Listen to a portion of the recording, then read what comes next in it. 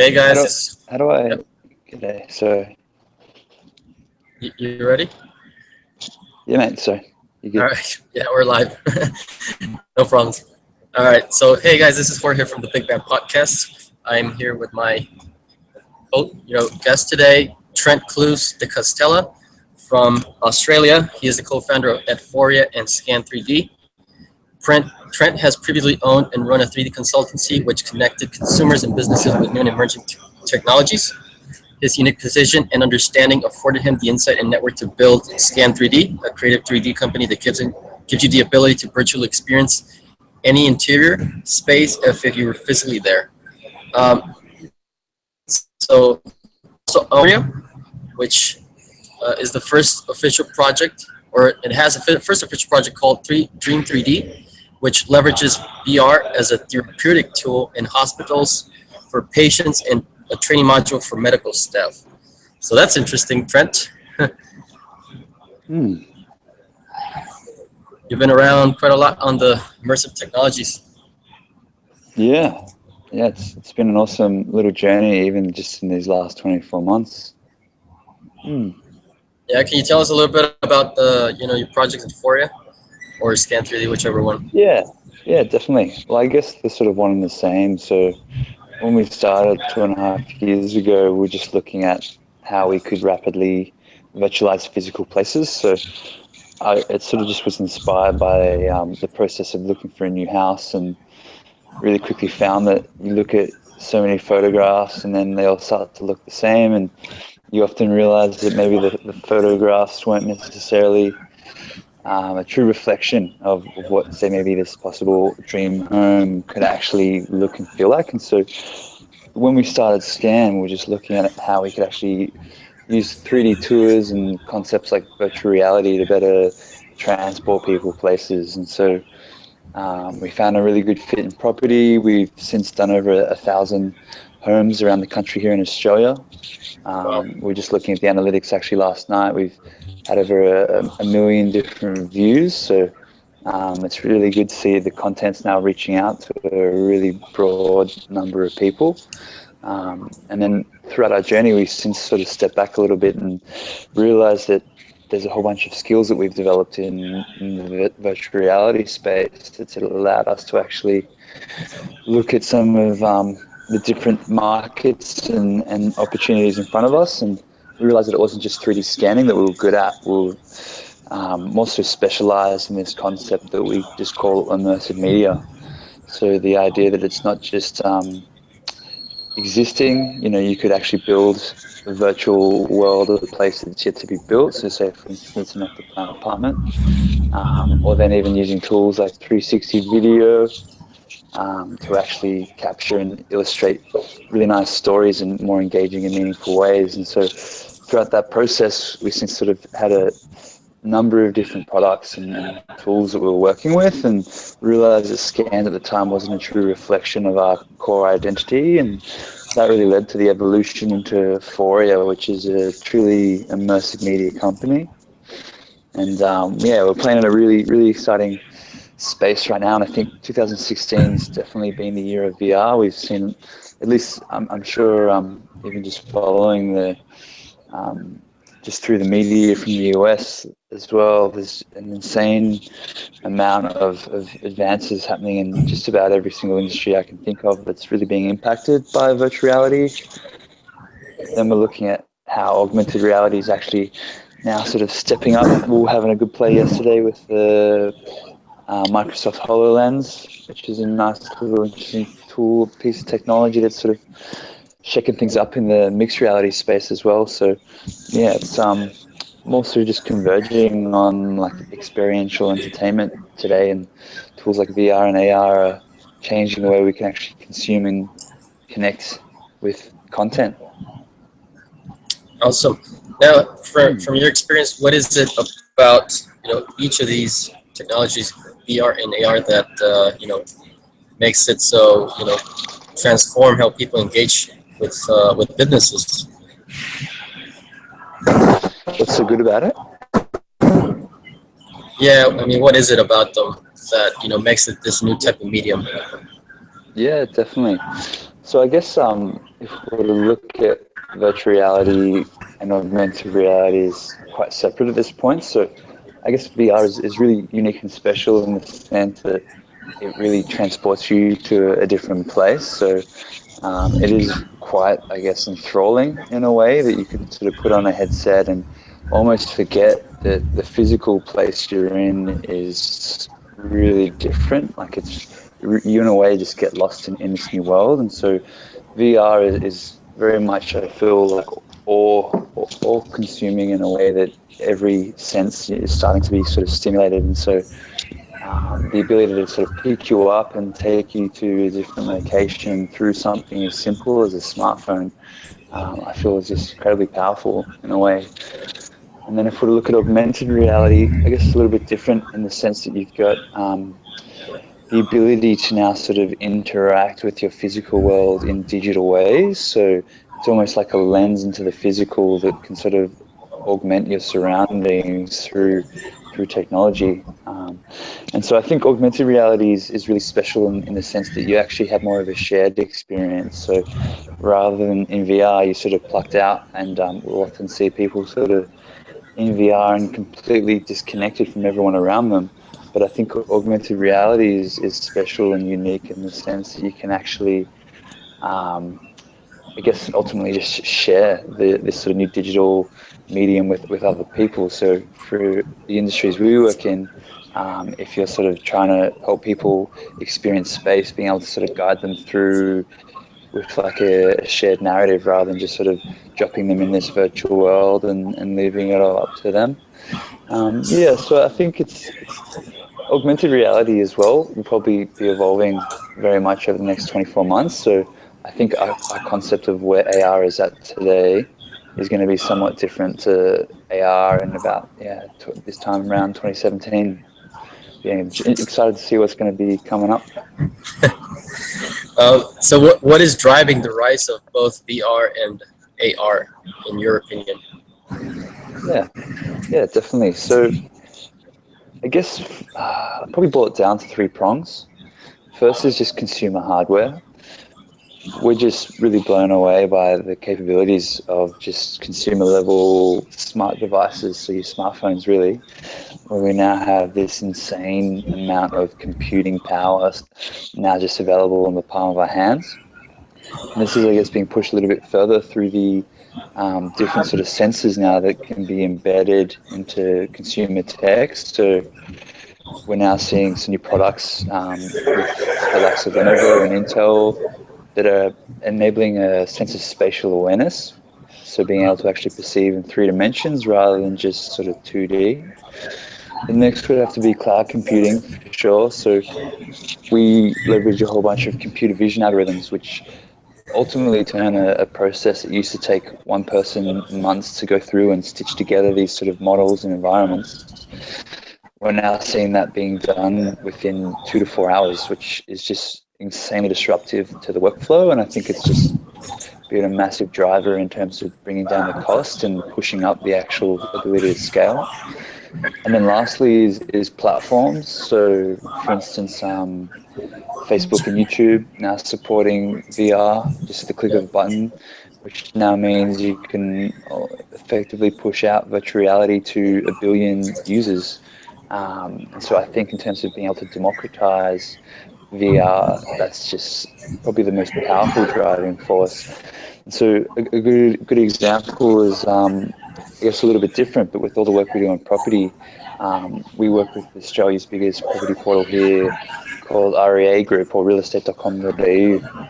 And so they're pretty keen and excited to see where VR is heading. And they've been a massive driving force here in terms of connecting the content that we generate with millions of Australians looking for homes. And so if you can make it accessible through these platforms, that's got to be the most, I guess, effective driving force, because it's just putting the content in front of the consumers rather than waiting for the consumers to sort of go out and seek it out. So yeah, that's a nice little mix. That's interesting. What now? In your experience with the real estate, scanning, how do people react to Yep. it? You know, as the Yeah, how do they react to that? Like that's interesting to me. definitely, definitely. So it's really good, actually. We had an inquiry just this week. We in a way, like we're somewhat a B2B business, so it's a little bit challenging the space we're in, where I guess we're playing in this ecosystem where you have buyers, vendors, and agents or brokers. And so we sort of have this triangulation where your users are effectively buyers looking for a house, and then your customers are the vendors looking to market and sell these properties. But then you've got the real estate agents that are effectively the decision makers and the gatekeepers around what sort of content is being used in the marketing process. So we effectively deal with real estate agents to then get through to vendors, but we're really trying to actually improve the experience for home buyers. So if we were to look at each one of those, so we find initially real estate agents were a little bit hesitant. They maybe could feel a little bit threatened by new technologies and stuff sort of maybe replacing them. But we found that the innovators and the early adopters actually figure out how to take it as effectively, yeah, a strength, a new sort of tool in their chest, and looking at how they can actually drive more listings, how they can sell property faster, how they can effectively spend less time on site physically opening up these houses for inspection. Then for vendors, I think it's a bit of a no-brainer for vendors when they look at how much they spend on traditional marketing material like photography and floor plans. So a good example was with the 3D scanning, and we work with a company called Matterport, which is based in California. They Yeah. basically have enabled customers to create these interactive 3D tours within the same amount of time for roughly the same cost as what it takes to make a traditional black and white floor plan. So if you think about that for a second, you've got this very sort of hard to consume piece of content that you can now push through and create an interactive 3D tour, and then use some software to automatically produce a floor plan for free. It's going to be a super disruptive driving force for where the marketing spend comes from. So we're finding that vendors are sort of switching onto the fact that there's probably better ways that they can actually spend their marketing dollars. And then lastly, with buyers, we really live to actually improve the quality and the experience for looking for property, but it's rarely do we get a chance to actually have a conversation with home buyers. So we had an inquiry just last week from a family that bought a house 6 months ago, and they wanted us to just take down the link so they could actually ensure that there's just some more privacy, which is completely understandable. You don't want your house sort of open to the world after you sort of bought it and moved in. So Yeah. I just followed up, and I was like, just curious, like, how did you find the 3D tour and the virtual inspection? Like, was it helpful? And this lady was lovely. She just followed up, and she's like, yeah, like it was really awesome for my husband. He was living in the UK at the time, and we couldn't get back, and I sent him some photos, and he wasn't quite sure. Sent him the link to the virtual tour, and from his house in London, he's effectively able to go through and walk through this property. And then 3 months later, the house was still on the market, and he was back in the country, and they went for one last inspection, which it was his second or first physical inspection, and he remarked on the fact that he actually felt that this was the second time that he'd been here, because the same experience we provided him in London was akin to that same sensation of physically being there on site. So yeah, it was just really cool to hear it from people that we're really trying to work with and improve their sort of experience, but we don't get much of a chance to get some feedback. And so definitely it's nice to see in the ecosystem that we're playing in, there's true benefit that sort of serves all parties involved. That's outstanding, man. Congratulations on that. Appreciate It's it. always feedback from the actual customer. um, Probably good to follow up and see what they think now and then. what do what do you see are some interesting use cases of these technologies, both AR and VR, that companies are not thinking about? Yeah, definitely. I think So we're looking at some recent research by Deloitte, effectively breaking down where a lot of the growth for VR is coming from. So I think, 2016, $1 billion in revenue would have been generated through VR content and hardware. But then by 2020, that's going to reach up to 150 billion revenue, which is going to be massive. So Wow. it's pegged for really strong growth. And so a lot of people that play in the VR space obviously see the application for computer games. That's been a massive driving force initially, and especially in terms of the hardware. So we've actually, a lot of the content and the software we use is actually built in game platforms. So I guess we've had an interesting, series of relationships where definitely have some skills that have come from game development that are definitely completely unrelated to games. So a couple examples. We've used VR in tourism. So we created a virtual wine tasting with a really big wine company here in Australia that was really having this challenge where they have this amazing talent, which is the chief winemakers, and they're trying to actually look at how they can scale this chief winemaker and help him give these wine tastings globally. And so through VR, we're actually able to create a little interactive journey through the Barossa Valley, which is a lovely wine region here in Australia. And so that was one really fun example that's a little bit outside the box, not so much related to computer games. I think property is a natural key fit. We're really excited today about how it's going to feed into the medical industry. So we've been doing a lot of work with VR in hospitals, looking at how VR in a way is firstly like quite an empathic tool. So you can sort of use it to put yourself in someone else's shoes and see the world through their eyes.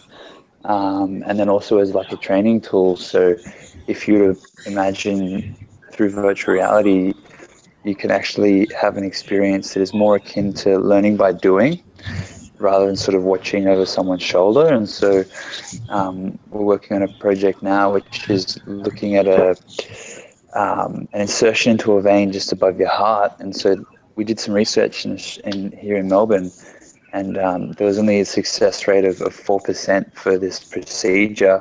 And so the idea is if we can actually have the doctors and supporting staff actually experience it in a first-person perspective before they actually deliver this procedure, is that going to help instill greater confidence in them and actually improve the success rate and then being able to actually deliver more sophisticated procedures?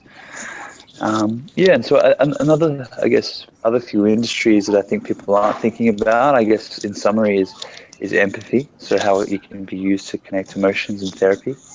And so we also see it being more of like not just a linear experience, like you would say watching a movie, but you're having more control and decisions. So this, in a nutshell, I guess, sort of relates to gamification. So that's really going to spill into training and education. And then lastly is, also possibly rehabilitation. So if you could imagine suffering from brain trauma and injury, how could you actually have simulations that stimulate your mind in new ways that help sort of enhance your cognitive abilities? So that's probably three areas I could see outside the box that people should hopefully start being able to tap into. Yeah, no, that's interesting, man. Because usually, well, at least in the most stuff you hear about is filmmaking, gaming, kind of like the works. Obviously, the sex industry and whatnot. But I mean, I think there's it goes, how it goes. But you rarely think about other areas, not so interesting areas, but definitely where the technology can make an impact. As you were saying, your experience. Definitely. What do you think about the headsets? Are they a commodity or a source of competitive advantage? Yeah, great. I'd just like to add, every second conversation we seem to have with people, they do ask about the porn industry. And I saw a statistic last week that the search term for VR porn on Google has increased in the last 12 months by 10,000%. Pretty absurd, but you can't really Yeah. deny it. We try and we acknowledge it and then move on. Um, yeah, but I guess in terms It's of like the headsets, so yeah. yeah, I was just gonna say that the porn industry is like R&D for for new immersive technology. Yeah, yeah. I think Japan seems to be on the eight ball there. We'll see what crazy contraptions and robots come out of there. But yeah, I'm happy to just leave that to my kids. Yeah. That's funny, man. Yeah. Um, anyway, Mm. so what do you think about the headsets? Are they About the commodity? headsets. Yeah. Yeah, the commodity or Yep. competitive advantage? Yeah, sure. So I guess there's probably really only a handful of consumer headsets in the market today. That being Oculus Rift, we've got the HTC Vive, the Samsung Gear VR. They seem to sort of be the top three right now. And if you look at each one of them individually, you can actually sort of break it down. They provide a different experience. So I would say with that in mind, there is competitive strengths to each one. So for instance, we love the simplicity behind the Samsung Gear VR. I just plug in my phone and then I've got a VR sort of vessel. Okay. And it's wireless, so I can just take it with me anywhere I want to go. And then it's cost effective. The headset itself is $150, so it makes it insanely accessible for anyone that's already got a Samsung product S7 or S6. But then if you're looking at, say, the HTC Vive and the Oculus Rift, that's definitely where we feel things start getting a lot more exciting. You can really bump up the fidelity, the sense of immersion through the level of detail that you can provide by having like a computer churning out a much more, I guess, in-depth experience. And if you were to break down even further the Oculus Rift with the HTC Vive, I feel Oculus is maybe more ideal for computer gamers sitting down in front of their sort of computer screen in a way, so you're not really having to move, and it's sort of a simple evolution from just like your typical sort of desktop console computing. But then looking at the HTC Vive, we're pretty excited by that in the sense that you've got now sort of room scale interaction. So what I mean by that is the ability to sort of open up the environment in which you sort of engage with this sort of these different virtual worlds in a sense. So if you can imagine being able to sort of stand up and peek around the corner and have stuff flying at you, where you can sort of dodge and jump 2 meters to the left. That sort of interaction is just so much more akin to the same experience that we really crave in real life. And so that's why I think the Vive has just gone ahead leaps and bounds, because it's actually a whole new experience in and of Okay. itself. So it's not just VR, but what that's actually recognized as is 6-axis motion tracking. And so that's just the Okay. ability to actually move and around, move and explore rather than just sort of sit in this sort of one location. And so with that in mind, you can definitely break it apart. But one thing that I'm really excited for, which I think is going to both sort of be an enabling driving force and a competitive advantage, and hopefully pushing it through as a more accessible commodity, is some tech that Google have been working on, which is called Project Tango. And so Oh yeah, I seen that. Tango is effectively, yeah. So Tango is, for maybe for some of the listeners, Tango is just simply the ability to give your smart device more human levels of spatial awareness. And so if you can imagine, like the same way with two eyes, we can perceive depth, and then we sort of walk around and we can see how big the environment is. We know how sort of one room flows from one into the next. You have this intelligence of the environment and the world around you. And so with Tango, they've actually partnered with Lenovo, and so they're about to release the first consumer 6-axis smartphone, and so that's going to be called the Fab, and that's actually going to be a really exciting tool where you can actually have these sort of almost like an augmented mixed reality interaction from your smart device. So you're not even needing to just run it on a computer. So you can have, you can imagine maybe Pokemon Go style interactions, but there's a lot more intelligence than just the sort of camera trickery where you're dropping it in. It can actually know that there's a corner there and that there's maybe something picking out around it. And you're going to have to move around and actually explore the world around you in a different way. And so, yeah, we're really excited to see what's going to be happening there. And I think the fact that, once again, bringing it back to smart devices, when now we're having these sort of competitive experiences pushed through into consumer level devices, that's where things start to get super exciting for us, that's for sure. Awesome. Yeah, I'm guessing that I read a article just before the Oculus came out. I think it was Wired, where basically the founder of Oculus was spending more time just on the pure user experience because he was afraid that if people bought the thing and right out of the box it didn't work, they would just return it. And Yep. I'm guessing it's kind of like an alien just arrived in the mail. And if it doesn't work, we don't want it. So I'm guessing like the user Yeah. experience at this point is very, very important, right? Absolutely. Yeah. Couldn't be more true. I guess the simplicity, and that's where we've come from as a company, really. Like we've learnt the hard way, where we've effectively created some amazing experiences that we can understand how they work because we've built them and we play games and we work in a tech and software space. But what we've since realized is that you need stepping stones effectively. Like you effectively need to hold someone's hand through the adoption process. You can't just go, all right, throw them right in the deep end of the most sort of interactive and engaging and immersive experience, because they're going to have no idea how this sort of can be controlled and operated. Whereas if you take it at a very sort of drip feed approach, where you've got something really simple, where maybe you have something like, say, 360 video, which is just really straightforward, right? You can use either the gyroscope on your phone or you use your finger to click and drag. And so that's seen really strong adoption rates right now because it's just simple. It is something that can fit into VR, but it is just so easy to do that anyone can do it. So it is like that sort of mass market.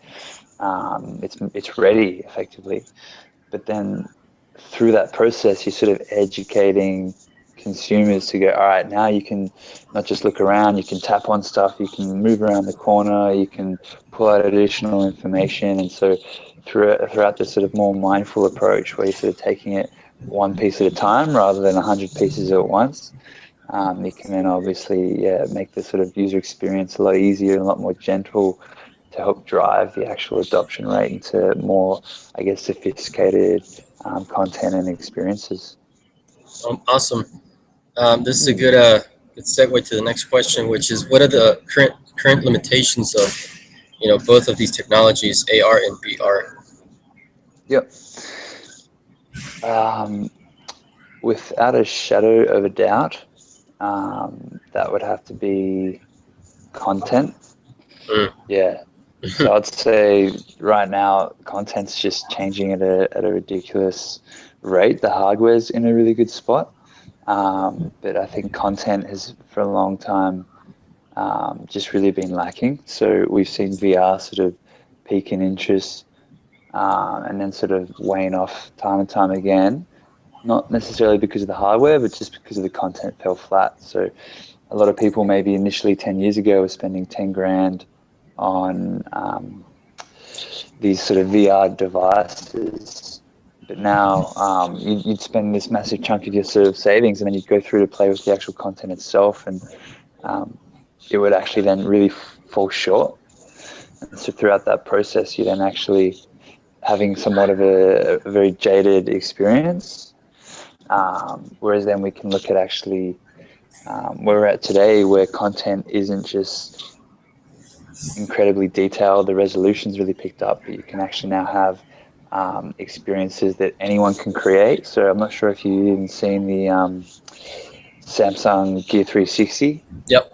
But that's an awesome little product. And now that anyone, well, it's a $500 product or $400, and Anyone with $400 or $500 budget can go out and actually start creating 360 and VR content.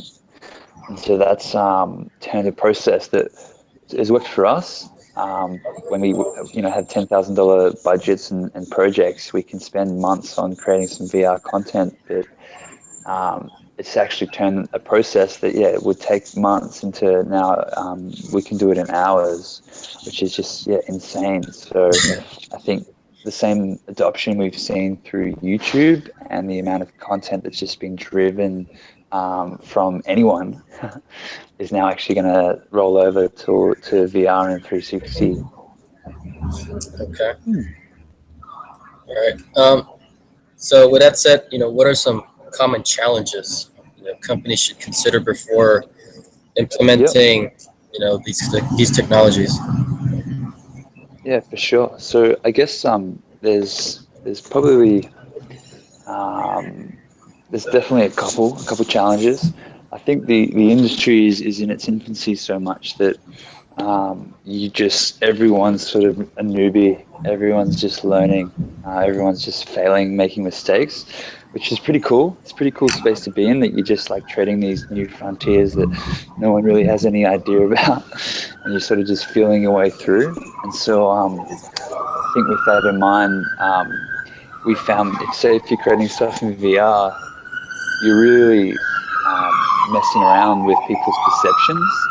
Okay. And so you have to be mindful when you're creating, say, different content. You're actually in control, and you have really strong influence over people's senses and their emotions. And so you don't want to sort of create something that is quite jarring and could make them feel sick or upset or confrontational in a way. So you definitely have to be considerate in terms of how you sort of design and execute on these different VR experiences. And so I think when it started, a lot of people were rushing in with the developed DK1 and DK2 Oculus Rifts, and they were creating, say, roller coaster simulations that probably at that point in time you'd find there's probably about a 20 to 40% chance that someone would feel sick. And that was for a mixture of things, both the content and the hardware wasn't really up to scratch. And so what you're doing is you're sort of alienating a pretty strong portion of the market. That's their first encounter is they, I want to spew. The last thing you want is someone feeling nauseous when you're trying to sell them on a product. And I've been there, and that's happened, and it's awkward. Wow. So if you can actually be, I guess, considerate of the conventions that often exist in VR and 360, and how you can sort of follow and program certain things that make people feel comfortable, make them have pleasant and enjoyable experiences, ease them in to then actually provide something that's maybe a little bit more sophisticated down the track. And so I guess there's some new standards coming out that the likes of, say, Google and Oculus are really trying to help pioneer and set the bar for. But definitely, as I mentioned, it's a whole new domain. So it's really cool that anyone can pick up in their own industry and start experimenting, and you're effectively just learning by doing, because there's no manual for what's happening. It's really just get out there and make mistakes. And it's the same as, I feel, with startups, in a way that you learn from your mistakes much more effectively than you do from the victories that you make. Absolutely. And then and probably the last one actually would have to be, at least in Australia, we're sort of pretty held back. I'm even surprised I haven't had any um, interferences with you right now, because one challenge we've got is the processing speed and the bandwidth. So you now are just sort of transmitting a 4K video, right, as your highest resolution, but you've got this sphere that is bringing in a mass amount of data. And so we're creating VR experiences that push up to 12K, which is an insane resolution. And so you now have a level of fidelity which is great, but then it's not really accessible to the masses. And so if you sort of be considerate of how you can more cleverly work around some of those sort of processing limitations, I think that's when things start getting a lot more accessible for the consumer segments. That's it's weird that you mentioned the internet thing. I would never have guessed that Australia has bandwidth problem. And I tell you, I don't want to drag on, but our government has made some very poor decisions. I'll tell you that much. Oh my god. um, what do you believe will drive mainstream adoption of both these technologies? Yeah, cool. Um, yeah, I've probably touched on a few of these actually. Yeah, So you've got your social platforms. I think being able to push content to 1 billion users at the click of a button, obviously, like like that's just Netflix, like insane. Netflix. Yeah, well, I think some good examples are when like the big dogs in the entertainment space start pushing it out. So IMAX and Google are working on the VR cinemas now. So Google's helping IMAX build a VR camera that's probably who knows what fidelity they'll be pushing through, but an amazing resolution. And so you're now creating just consumer commercial applications that are experiential entertainment oriented. So if you're now sort of more inclined to go out and have really nice high fidelity VR little experience in an IMAX cinema, that just seems like a really cool and exciting concept for me that I reckon will push it out to get in front of the minds of people that because they actually start spending the bucks and help being a massive driving force. And so really that's just democratizing VR in a really clever way, in a way that's easy and friendly and really freaking cool. Awesome, man. Yeah, So what do you think is which one will be bigger, VR or AR, and yeah, why? cool. Yep, definitely. So I guess right now VR is bigger. I think AR is been around for a while, but I'm not sure like what sort of AR stuff you've tried. But say for instance, I think the current products, augmented reality products in the market, look at say for instance like QR codes or markers, like images and stuff. So you pull out your phone, and then within your phone, it's got like say an app in it, or and then the app's designed to recognize this image, and then it sort of creates a marker on that image, and it can sort of drop in like a video or maybe a model, superimpose it through your phone screen, and you can sort of see this augmented sort of perspective of something that's digital that's now in your physical. Um, and I think whilst that's a good novelty, it's really holding back mass market adoption again, looking at how we've now got this, we're like tethered to say a piece of paper to have that AR experience. And so I think AR hasn't really come to fruition as much as it should. And that's why right now VR is bigger, because it's just such a more powerful experience. It really consumes 100% of your attention. Like you can't look away.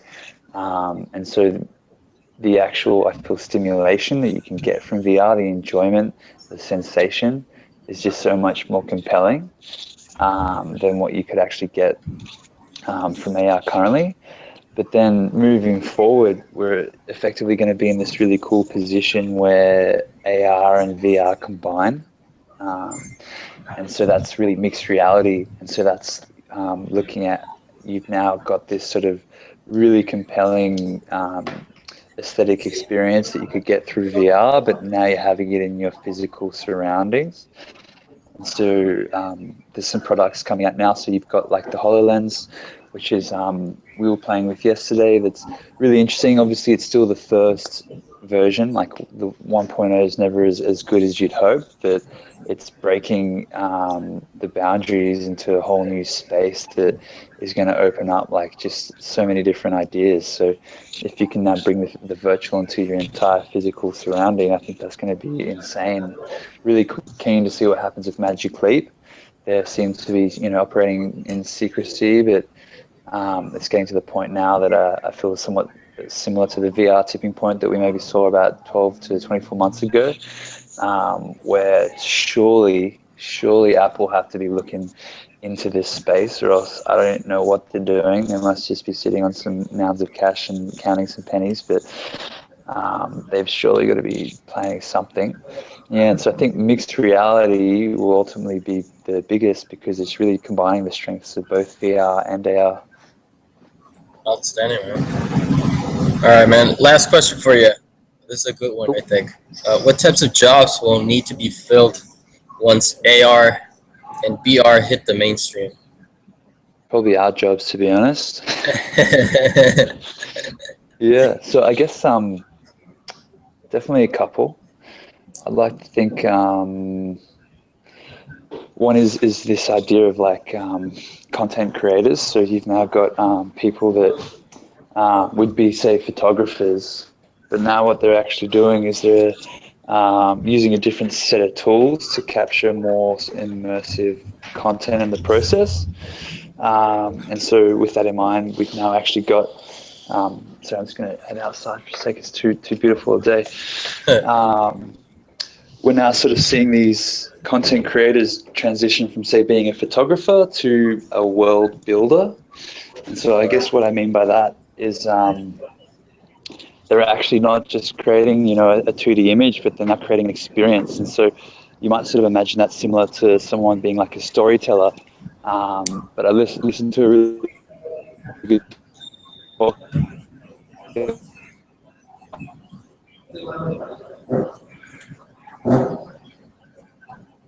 Hello, Trent.